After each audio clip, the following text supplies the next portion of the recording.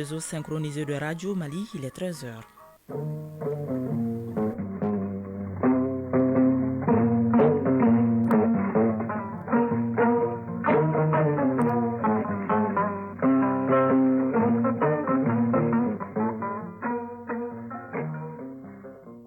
Le journal Barakissa Ouattara. 649 cas d'inondation, 37 092 cas d'effondrement, 8 cas de foudre, 76 cas de perte en vie humaine et 259 795 personnes sinistrées. C'est le dernier bilan des inondations à la date du 3 octobre. Des chiffres révélés au cours de la 9e réunion du comité interministériel de gestion des crises et catastrophes.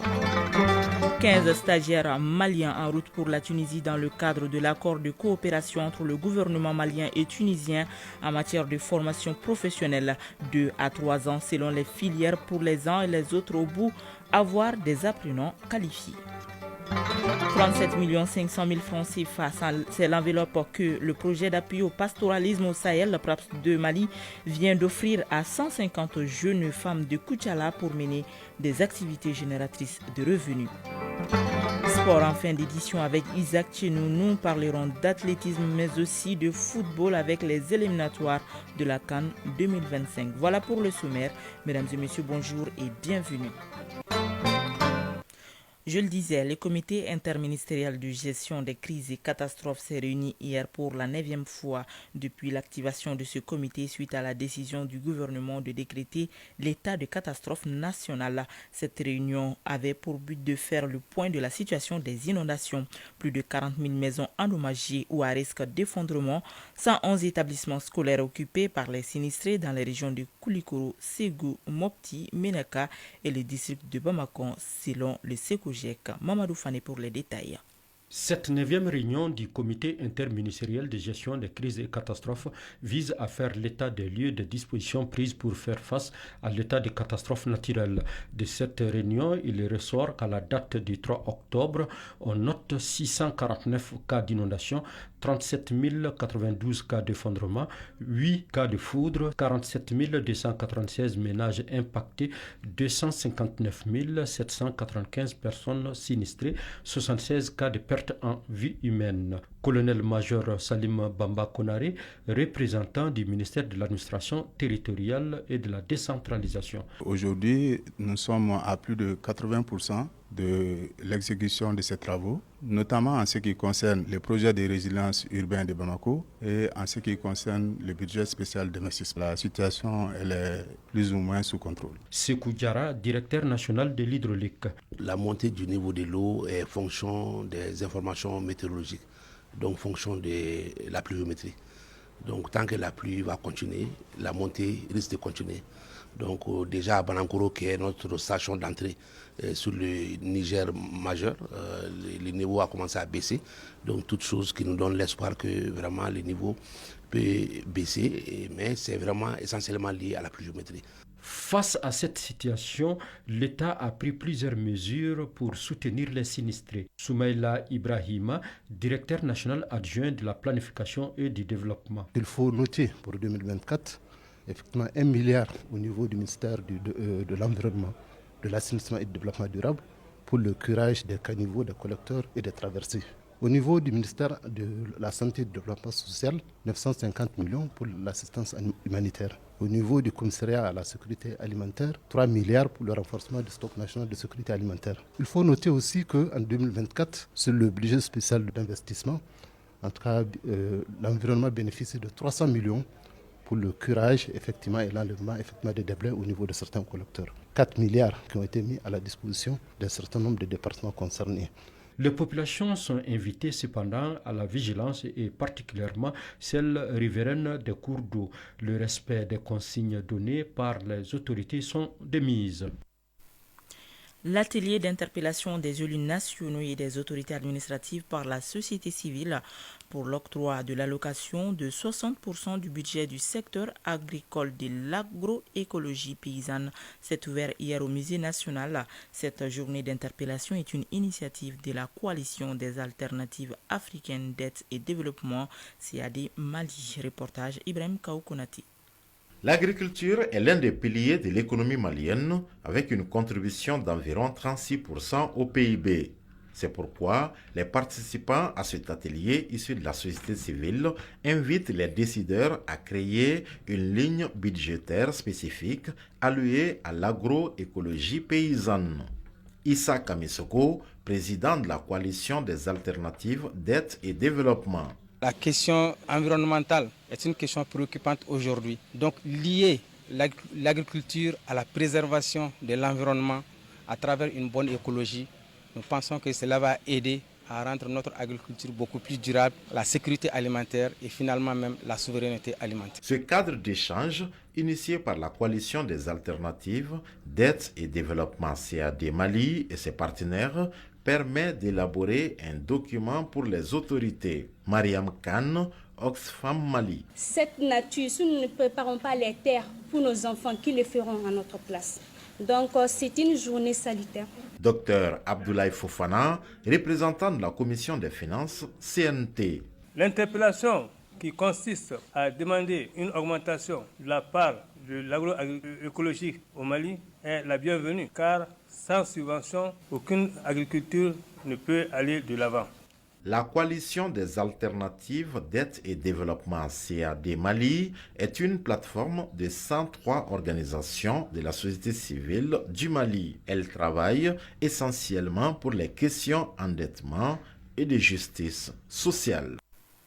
Dans le cadre de l'accord de coopération entre le gouvernement malien et tunisien en matière de formation professionnelle à travers le Fonds à la formation professionnelle et à l'apprentissage FAFPA et l'Agence tunisienne de la formation professionnelle, 15 stagiaires viennent de bénéficier des bourses de formation. Le ministre en charge de l'entrepreneuriat a procédé à leur mise en route en leur remettant leurs billets d'avion pour une formation qualifiante de 2 à 3 ans selon les filières. Boubacar Bablintouri. Ils sont 15 stagiaires, dont 3 filles, qui sont les heureux bénéficiaires d'une bourse de formation sur 112. Ils ont été sélectionnés à la suite d'un appel à candidature lancé en juillet dernier par le ministre en charge de l'entrepreneuriat national à travers le Fonds d'appui à la formation professionnelle et à l'apprentissage FAFPA. Ces stagiaires qui s'envoleront pour la Tunisie pour 2 ou 3 ans selon la filière seront formés dans des domaines comme la finance-comptabilité, la maintenance industrielle, la menuiserie métallique, l'informatique ou encore les multimédias. L'initiative s'inscrit dans le cadre d'un partenariat entre le FAFPA et l'Agence tunisienne de la formation professionnelle. Moussa Kamara, DG du FAFPA. La direction générale restera toujours mobilisée aux côtés des stagiaires bénéficiaires de la bourse pour un accompagnement de qualité. Mohamed Ben Anoun Ayoun, chargé d'affaires à l'ambassade de Tunisie au Mali. La formation professionnelle représente l'un des secteurs de coopération dont la Tunisie ne cesse d'approfondir dans sa coopération fructueuse avec la République du Mali en offrant toutes ses capacités et expertises au profit de nos frères et sœurs maliens. Bagayoko Aminata Traoré, ministre de l'Entrepreneuriat national, de l'Emploi et de la formation professionnelle. Il est important que vous ayez constamment à l'esprit que vous partez pour représenter notre pays, le Mali, et que vous serez en compétition avec les stagiaires d'autres pays. Chacun doit jouer pleinement sa partition pour son renforcement personnel, mais aussi et surtout pour l'honneur de la patrie. Comme fait marquant de cette cérémonie de mise en route, la remise officielle des billets d'avion aux 15 stagiaires par le ministre en présence des parents et tuteurs des heureux bénéficiaires. Sur 53 activités prévues pour l'exercice en cours, 12 ont été réalisées, 22 sont en cours de réalisation. L'APEJ, l'Agence pour la promotion de l'emploi des jeunes, a pu exécuter 52,38% de son budget à mi-parcours. L'information a été donnée hier à l'ouverture de la 28e session ordinaire du conseil d'administration de l'établissement, nous dit Sorona Kamisoko. Création d'emplois pour les jeunes en milieu rural et urbain, diplômés ou non, en leur facilitant l'accès au marché du travail et au crédit. L'APEJ, l'Agence pour la promotion de l'emploi des jeunes, s'y attelle à travers le financement de plusieurs projets dont les niveaux d'exécution sont jugés satisfaisants au titre de l'exercice à mi-parcours. L'annonce a été faite ce jeudi à l'ouverture de la 28e session ordinaire de la structure. Tagayogo Aminata Traoré, ministre de l'Entrepreneuriat national, de l'Emploi et de la formation professionnelle. L'examen des rapports d'activité des premiers et deuxième trimestres fait également ressortir, au titre de la composante renforcement de l'employabilité des jeunes, le placement de 217 jeunes en stage dans les entreprises, alors que 2500 jeunes diplômés poursuivent leur stage dans les services publics depuis décembre 2023. Le placement en apprentissage est également en cours pour 300 jeunes dans les entreprises vertes, dans le cadre du projet Emploi et Entrepreneuriat Vert par et pour les jeunes au Mali.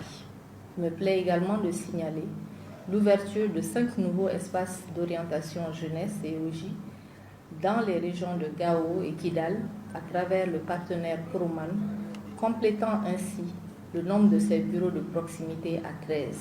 Pour cette session à mi-parcours, le niveau d'exécution du budget est estimé à 52,38%. En dépit de cette performance, l'APEJ se doit de relever des défis comme la mobilisation des financements. Mamadou Ba, directeur général de l'APEJ. Des difficultés de trésorerie, de mobilisation du budget, mais en dépit de tout cela, un certain nombre d'activités ont pu avoir lieu.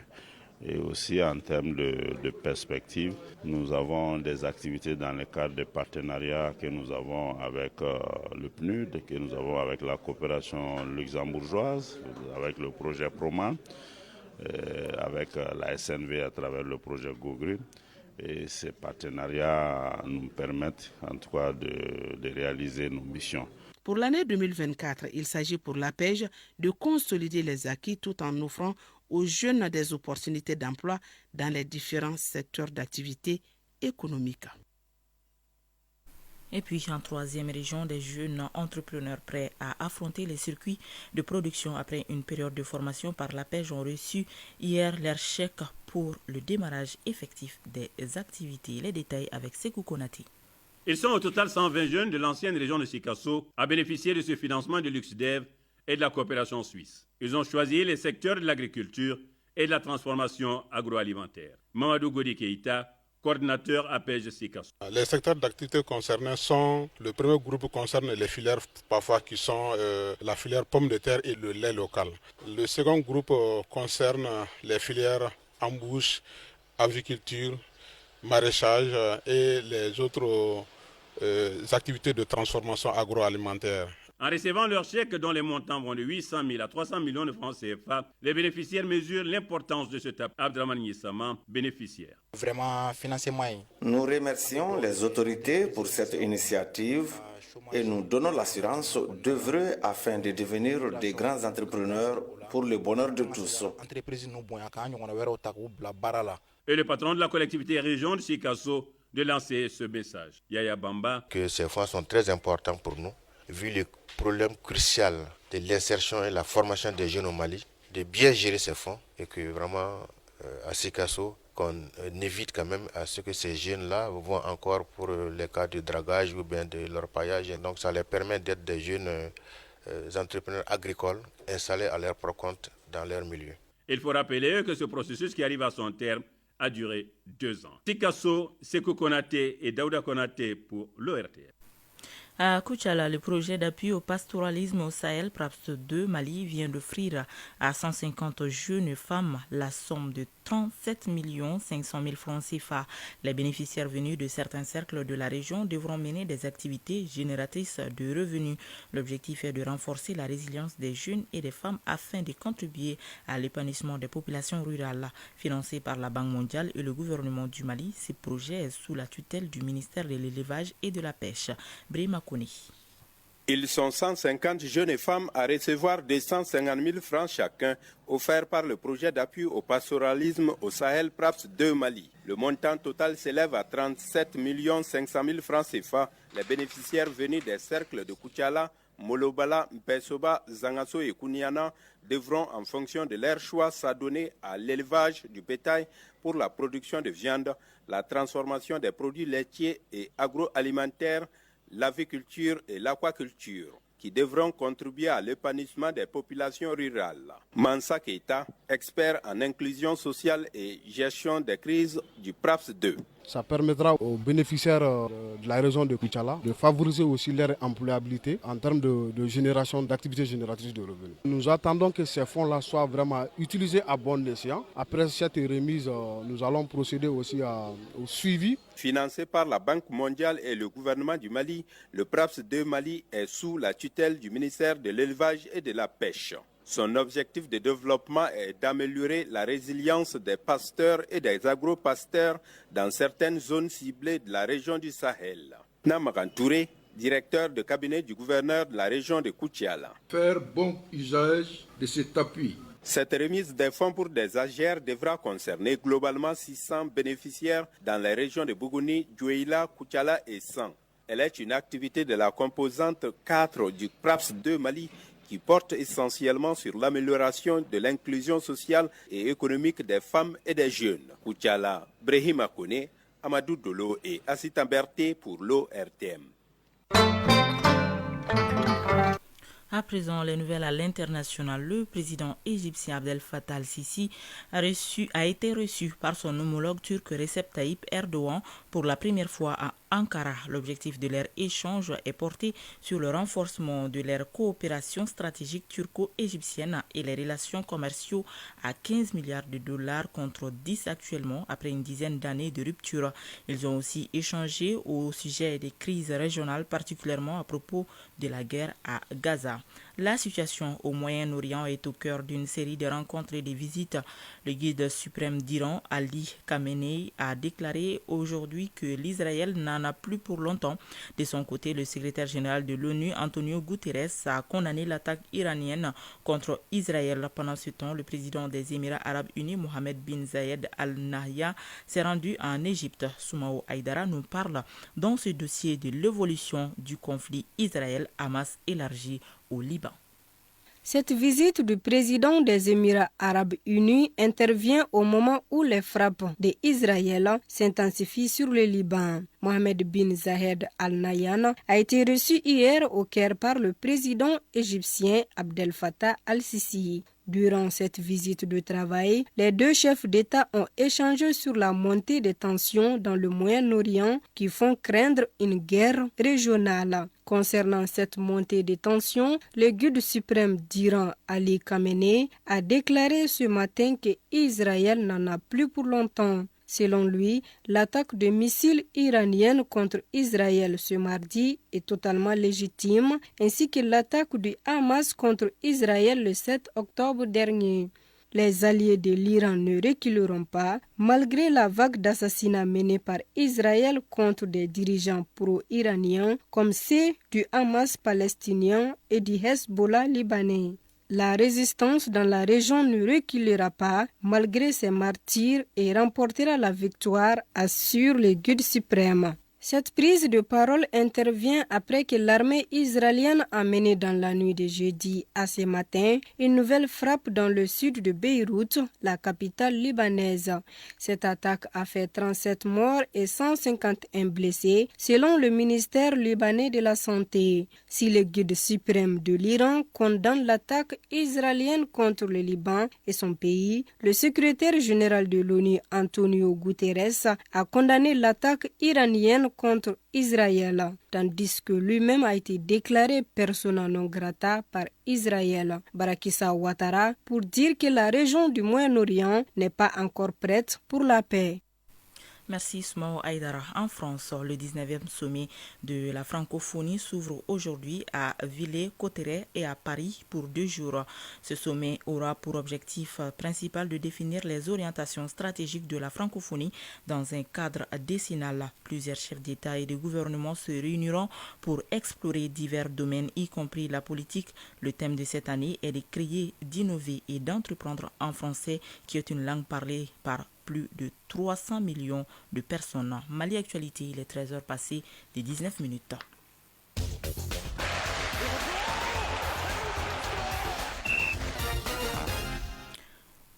Sport, athlétisme, la Ligue de Diamant dévoile son calendrier 2025. La compétition phare de l'athlétisme mondial débutera par 2 meetings en Chine en avril et mai prochain et terminera à Zurich en août 2025. Football, éliminatoire CAN 2025, la liste du Mali pour la double confrontation contre la Guinée-Bissau sera connue dimanche. Ce sera au cours d'une conférence de presse au siège de la FEMAFOOT. Et puis l'association des journalistes sportifs du Mali, AJSM, en partenariat avec le ministère en charge des sports, a organisé hier au département des sports une session de formation sur les techniques de reportage. La cérémonie d'ouverture était présidée par Abdul Kassim Ibrahim Fomba. Le résumé de l'actualité sportive avec Isaac Tchenou. L'Association des journalistes sportifs du Mali, AJSM, en partenariat avec le ministère en charge des sports, a organisé hier au département des sports une session de formation sur les techniques de reportage à l'endroit des journalistes sportifs. La cérémonie d'ouverture était présidée par Abdul Kassim Ibrahim Fomba, ministre en charge des sports. Reportage Daouda Kone. L'Association des journalistes sportifs du Mali, AJSM, et le ministère en charge des sports cheminent ensemble. La preuve, le département des sports vient de prendre en charge les frais d'une journée de formation sur les techniques de reportage. Cette formation permettra à la quarantaine de journalistes de radio, de télévision et de la presse écrite de renforcer leur maîtrise des techniques de reportage. Oumar Baba Traoré, président de l'AJSM. Une session de formation est sans doute l'activité qui fait jaser le bureau d'études national de l'AJSM. Mal formé, le journaliste sportif peut causer d'énormes dégâts. Abdul Kassim Ibrahim Fomba, ministre en charge des sports. Qui sont toujours là à attirer notre attention, et ça c'est vous. Et c'est pour cela que je n'hésite jamais, chaque fois que nous sommes sollicités au niveau de la JSM, à ce que le département soit impliqué. Parce que tout simplement, vous restez quand même une boussole pour nous, et ça nous permet d'avoir le pouls de façon globale, pour savoir qu'est-ce qui va pas, qu'est-ce qu'on peut faire, qu'est-ce qu'on ne peut pas faire. Mais en fonction de nos moyens, nous essayons de voir à améliorer. Et vraiment, je tenais à vous dire que vous restez pour nous des acteurs clés. Ils sont une quarantaine de journalistes du champ médiatique du Mali spécialisés en sport à prendre part à cette session de formation qui durera une journée. Et puis le Mali se prépare pour les 3e et 4e journées des éliminatoires de la CAN 2025. À cet effet, le sélectionneur national des Aigles, Tom Senfit, dévoilera sa liste dimanche au cours d'une conférence de presse qu'il animera au siège de la Fédération malienne de football. Une conférence prévue pour 11h. Le Mali jouera le 11 octobre ici à Bamako contre la Guinée-Bissau et il a défié cette même équipe bissau-guinéenne 4 jours plus tard, soit le 15 octobre. Athlétisme pour terminer. La Ligue de Diamant dévoile son calendrier 2025. La compétition phare de l'athlétisme mondial débutera par 2 meetings en Chine en avril et mai prochain et terminera à Zurich en août 2025. Après les Jeux Olympiques de Paris l'été dernier et en attendant les prochains mondiaux d'athlétisme qui auront lieu en septembre 2025 à Tokyo, les meilleurs athlètes du monde vont pouvoir s'affronter tout au long de la saison au cours de la traditionnelle Ligue de Diamant. Comme tous les ans, elle comportera 15 meetings dans 13 pays différents. Parmi ceux qui accueilleront plusieurs, la Chine sera l'hôte de 2 meetings inauguraux, le 26 avril et le 3 mai. Ainsi s'achève cette édition présentée par Barakissa Ouattara. C'est une réalisation de Soumao Aïdara, Koumba Sissako et Fatoumata Tangara sous la coordination de Ousmane Dao. La mise en onde est assurée par Absé Traoré, à la mise en ligne Sekou Traoré. Et juste après ce journal, vous pourrez suivre la météo, ensuite les avis et communiqués avec Fatim Dambélé. Merci de nous avoir suivis et bonne suite de programme.